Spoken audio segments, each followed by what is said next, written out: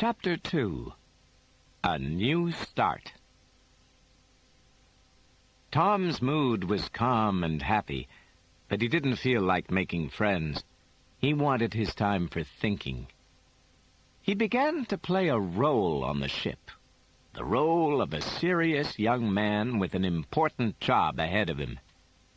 He had a sudden desire for a hat, and so he bought one on the ship.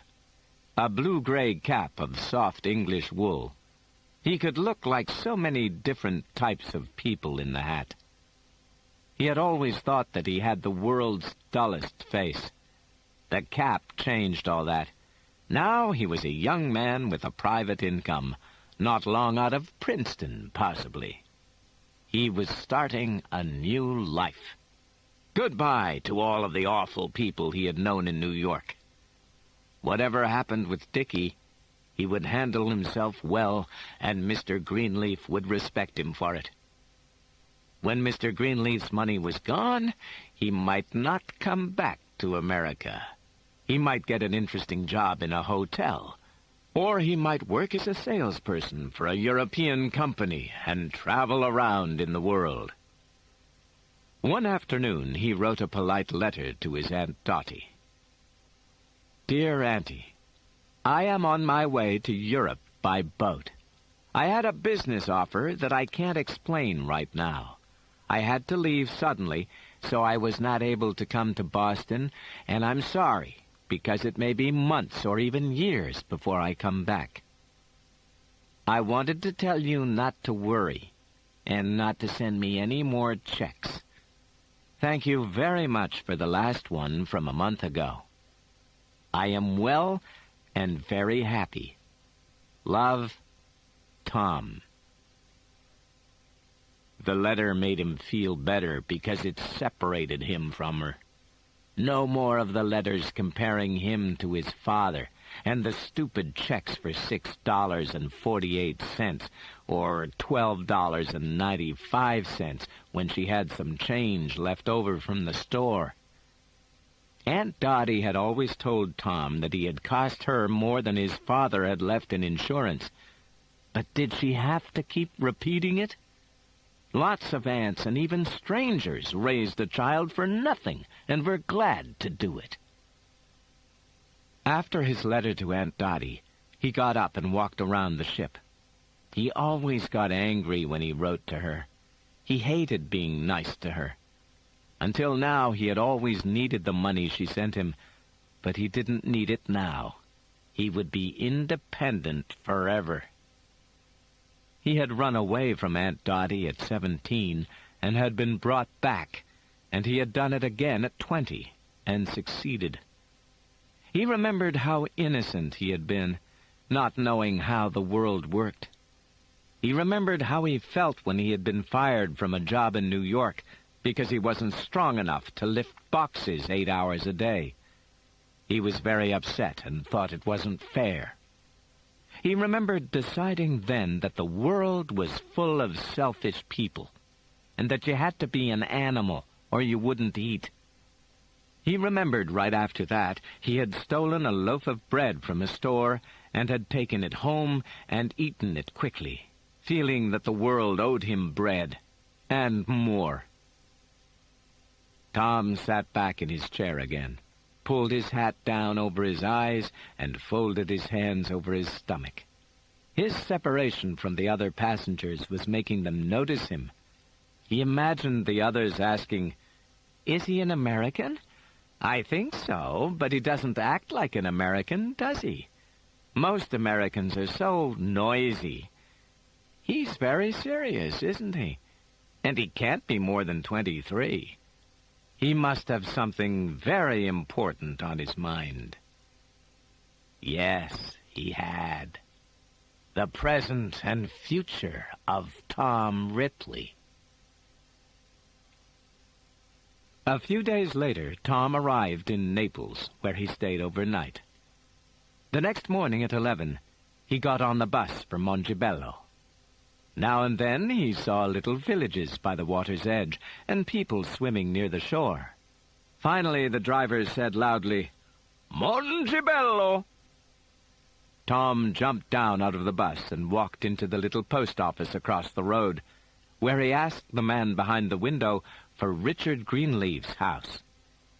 After a short walk, Tom found a 2-floor house with an iron gate on the road and a terrace that hung over the cliff's edge. Tom rang the bell.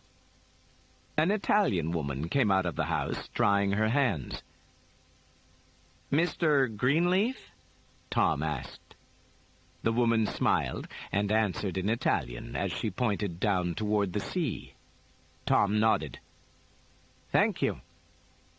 He didn't have a swimsuit, so he went into one of the little shops near the post office and bought a tiny black and yellow one. He put on his shoes again and walked down a road which led to the beach. Looking down the beach, Tom saw him from a great distance. Definitely Dickie, though his skin was a dark brown and his hair looked lighter than Tom remembered it. He was with Marge.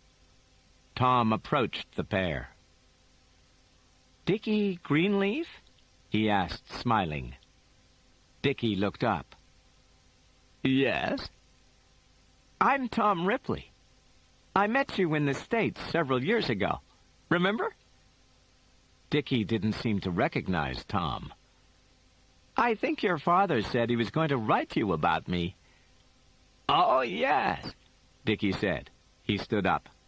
"Tom, what is it?" "Ripley.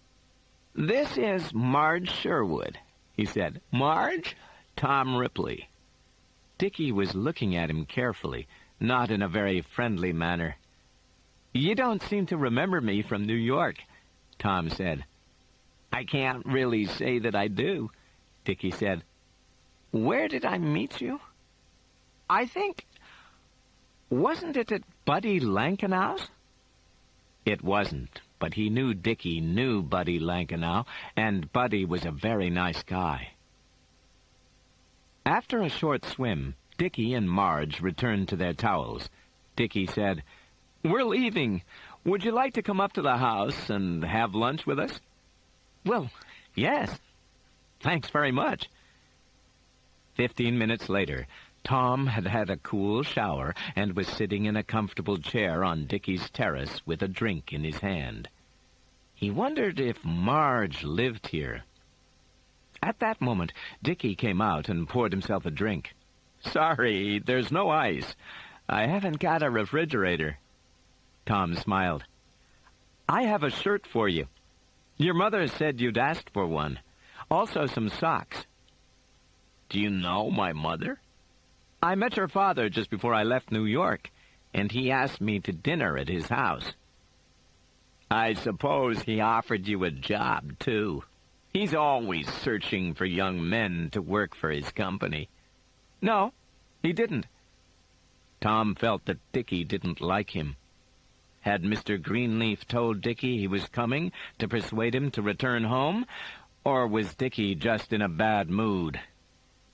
He probably could have persuaded Dickie to come home if he had met Dickie in a cafe down at the beach, but this way was useless. Tom was angry at himself. Nothing he took so seriously ever worked out. He had learned that years ago. "What hotel are you staying in?" Marge asked Tom. Tom smiled. "I haven't found one yet. What do you recommend?" "The Miramare's the best." "In that case, I'll try the Miramare," Tom said, standing up. "I must go." Neither Dickie nor Marge asked him to stay. Dickie walked with him to the gate. Marge wasn't leaving. Tom wondered if Dickie and Marge were sleeping together. Marge was in love with Dickie, Tom thought, but Dickie didn't care much about her. "It was nice to meet you." "Goodbye, Dickie." "Goodbye."